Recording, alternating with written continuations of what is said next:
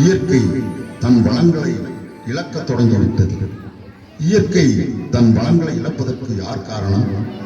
Tsunami, பூகம்பம், நிலநடுக்கம், புயல் ஆகிய இயற்கை சீற்றங்கள் மனிதனை அழிப்பதற்கு யார் காரணம்?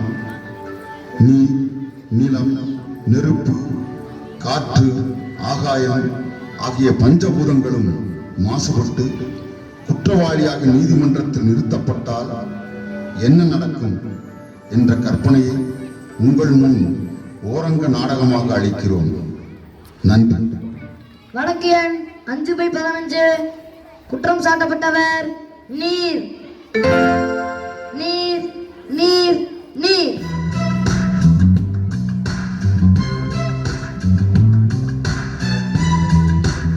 நான் சொல்வதெல்லாம் உண்மை, உண்மை தவிர வேறில்லை. கணம் நீதிபதி அவர்களே, இதோ இந்த குற்றவாளி கூண்டில் நிறுத்தப்பட்டிருக்கும் தண்ணீர் என்ற நீர் மக்களின் வாழ்வாதாரத்தில் முக்கியமான ஒன்று. தாராளமாக கிடைத்துக் கொண்டிருந்த இந்த நீர் இப்போது பாட்டிலில் அடைத்து பணத்திற்கு விற்கும் அளவிற்கு வந்துவிட்டது. காரணம், இது அசுத்தமாக மாறிவிட்டதால் சுத்தப்படுத்திய பாட்டில் நீரை வாங்க வேண்டியதாகிறது. அசுத்தமான இந்த தண்ணீரால் காலரா, விஷக்காய்ச்சல், இன்னும் பல நோய்கள் மக்களுக்கு ஏற்பட்டு இறந்து விடுகிறார்கள். எனவே அசுத்தமாக மாறி மனித உயிர்களை குடிக்கின்ற இந்த நீருக்கு கணம் நீதிபதி அவர்கள் தக்க தண்டனை வழங்குமாறு மிக தாழ்மையுடன் கேட்டுக்கொள்கிறேன்.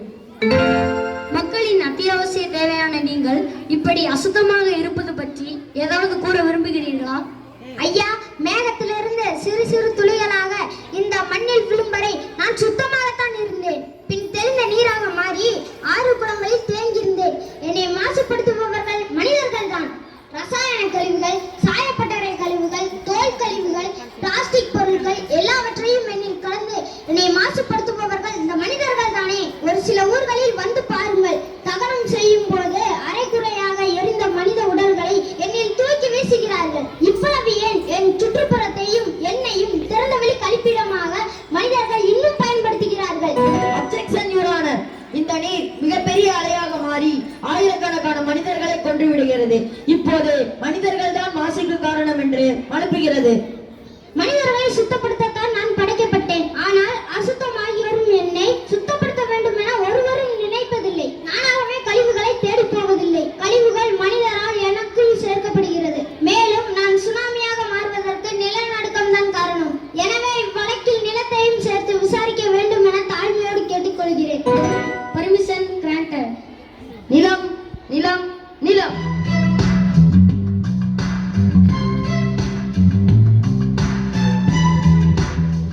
ஐயா, நான் மனிதர்களையும் விலங்குகளையும் தாவரங்களையும் ஏன் இந்த நீரையும் தாங்கிக் கொண்டிருக்கிறேன்.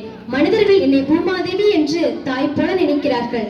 என்னை குற்றவாளி கொண்டு நிறுத்தியது வருத்தத்திற்குரியது. பெற்ற பிள்ளை கள்ளிப்பால் ஊற்றிக் கொள்வதை போல நீ பூகம்பத்தை ஏற்படுத்தி இதோ இந்த நீரை சுனாமியாக மாற்றுகிறாய். இந்த குற்றச்சாட்டிற்கு என்ன பதில்? நான் பல இடங்களில் வளமாகவும் சில இடங்களில் வறண்டும் இருக்கிறேன். இது படைப்பின் பண்பு. வளமான இடத்தை மனிதர்கள் பாழ்படுத்துகிறார்கள். நான் பல ஆண்டுகளாக சுமந்து வளர்த்த மரத்தை சில மணி நேரங்களில் வெட்டி சென்று விடுகிறார்கள். நான் வெப்பமடைந்து வெடித்து விடாமல் இருக்க தண்ணீரை உள்வாங்கி குளிர்ச்சி அடைகிறேன். ஆனால் மனிதர்கள் அதை துளை போட்டு அந்த தண்ணீரை உறிஞ்சி விடுகிறார்கள். வெட்டியானும் என்னை தோண்டுகிறான், வீடு கட்டுபவரும் என்னை தோண்டுகிறான், அழகான தங்கத்தை எடுக்கவும் என்னை தோண்டுகிறார்கள், அணுகுலை கழிவுகளை கொட்டவும் என்னை தோண்டுகிறார்கள். மேலும் பிளாஸ்டிக் பைகள் என் மேற்பரப்பை மூடியதால் நான் தண்ணீரை உள்வாங்க முடியாமல் தவிக்கிறேன். பின் ஏன் என் நில அடுக்குகள் நகராது? நான் பூகம்பத்தை ஏற்படுத்தவில்லை. கனமான எனது அடுக்குகளை மனிதன் துளைத்து விடுவதால் எனக்குள் இருக்கும் நெருப்பு குழம்பு வெளியே வெடிக்கிறது. எனவே நெருப்பையும் இந்த வழக்கில் விசாரிக்க வேண்டும் என தாழ்மையுடன் கேட்டுக்கொள்கிறேன். Permission granted. நெருப்பு நெருப்பு நெருப்பு.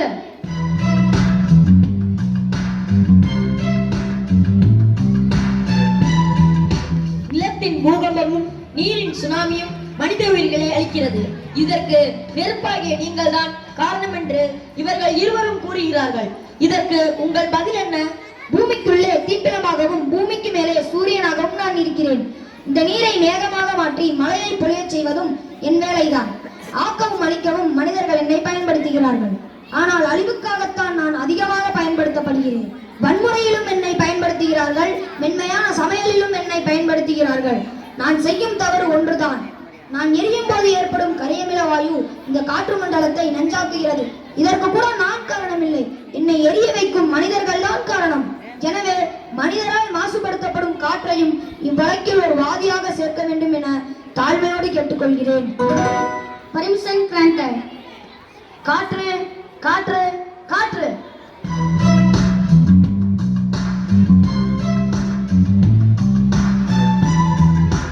நீங்கள் நெருப்பு புகையால் மாசுபடுவதற்கு மனிதர்கள் தான் காரணம் என்று கூறுகிறீர்களா? ஆமாம் யுவரானர். ஒரு காலத்தில் இந்த பூமியை சுற்றி சுத்தமாக சுற்றிருந்தேன். இப்போது எனக்குள் இருக்கும் பிராணவாயுவின் அளவு குறைந்து கரியமில வாயு அதிகரித்துக் கொண்டே செல்கிறது. மனிதர்கள் தான் இந்த தவறை செய்கிறார்கள் என்பது தவறான வாதம். இப்போது மாசு கட்டுப்பாட்டு வாரியம் அமைத்து கட்டுப்படுத்தி இருக்கிறோம். கட்டுப்படுத்தி இருப்பது மிக மிக குறைவுதான். தொழிற்சாலையில் இருந்து 400 மீட்டர் உயரத்தில் புகை வருகிறது. காடுகள் தீப்பிடிப்பதால் பல நாட்கள் புகைமண்டலமாக காட்சியளிக்கிறது. பட்டாசுகளால் கந்தக புகை என்னோடு கலக்கிறது. வன்முறையாளர்கள் டயர்களை கொளுத்தும் போது புகை வருகிறது, அது என்னோடு கலக்கிறது. இவ்வளவு ஏன், மனிதர்கள் பலர் அன்றாடம் தன்னையும் அளித்து எண்ணெயும் அளிக்கும் சிகரெட் புகை நச்சுப்பொருள் தானே. கட்டுப்பாடு எங்கே இருக்கிறது? புகை நமக்கு பகை என்று எழுதி வைத்தால் மட்டும் போதுமா? மனிதர்கள் அதை கடைபிடிக்க வேண்டாமா? இதனால் பாதிக்கப்பட்ட ஆகாயம் தன்னையும் வழக்கில் சேர்த்துக் கொள்ள சொல்வதால் அதற்கு அனுமதி தருமாறு தாழ்மையுடன் கேட்டுக்கொள்கிறேன். Permission granted. ஆகாயம் ஆகாயம் ஆகாயம்.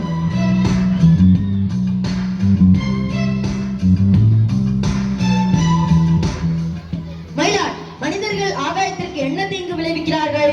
ஆகாயத்தை மாசுபடுத்த மனிதர்களால் எப்படி முடியும்?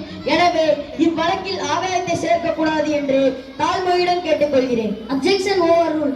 பாதிப்பை பற்றி தீர விசாரிப்பது கோர்ட்டின் கடமை. உங்களுக்கு மனிதரால் மாசு ஏற்படுகிறதா? கிரகங்கள் அனைத்தையும் தாங்கி நிற்கும் எனக்கு மனிதர்களால் பாதிப்பு இருக்கிறது யுவரானர். இந்த காற்று மனிதர்களால் மாசுபடுவதால் எனக்கும் இந்த காற்று மண்டலத்திற்கும் இடையேயான ஓசோன் படலத்தில் ஆங்காங்கே ஓட்டை விழுந்து விட்டது யுவரானர். இதனால் என் வழியாக சூரியனிடமிருந்து வரும் புற ஊதா கதிர்கள் பூமியை தாக்குகிறது. மேலும் கடலின் நீராவியை மட்டும் மேகமாக சுமந்த நான் இப்போது கரிப்புகையை அதிகமாக சுமக்கிறேன். ஆராய்ச்சிக்காக மனிதர்களால் ஏவப்படும் ராக்கெட் புகை என் வான மண்டலத்தை சீரழிக்கிறது. இப்படியே நீடித்தால் நான் மழை துளிக்கு பதிலாக அமில துளிகளைத்தான் மழையாக பொழியும். Objection Your Honour. மனிதர்கள் செய்கின்ற சாதனைகளையும் ஆராய்ச்சிகளையும் தவறு என்று கூறுவது சரியல்ல. விண்ணை ஆராய்ச்சி செய்வதை குறைத்து எண்ணெய், அதாவது இந்த மண்ணை ஆராய்ச்சி செய்வது மேலானது. எத்தனை விவசாயிகள் மண்ணை பரிசோதித்து உரமிடுகிறார்கள். பருமனாகவும் விரைவாகவும் பயிர் வளர்ந்தால் போதும் என்று தேவைக்கு அதிகமான உரத்தையும் பூச்சி மருந்தையும் போட்டு என் வளத்தையே சீரழிக்கிறார்கள். பஞ்ச பூதங்களை பாழாக்குவது மனிதர்கள் தான். ஆமா, மனிதர்கள் தான் காரணம். இல்லை, இது தவறானது. இல்லை, மனிதர்கள் தான் காரணம். இதை நான் வன்மையாக கண்டிக்கிறேன்.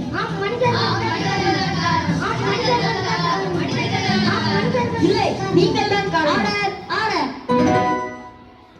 இருதரப்பு வாதங்களை ஆராய்ந்து பார்த்ததில் நீர், நிலம், நெருப்பு, காற்று, ஆகாயம் ஆகியவை மாசுபடுவதற்கு பல காரணங்கள் இருக்கின்றன என்றாலும் மனிதனின் ஆராய்ச்சிகள், கண்டுபிடிப்புகள் இயற்கையை மாசுபடுத்துகிறது என்ற ஆகாயத்தின் வாதத்தை அப்படியே ஏற்றுக்கொள்ள முடியாது.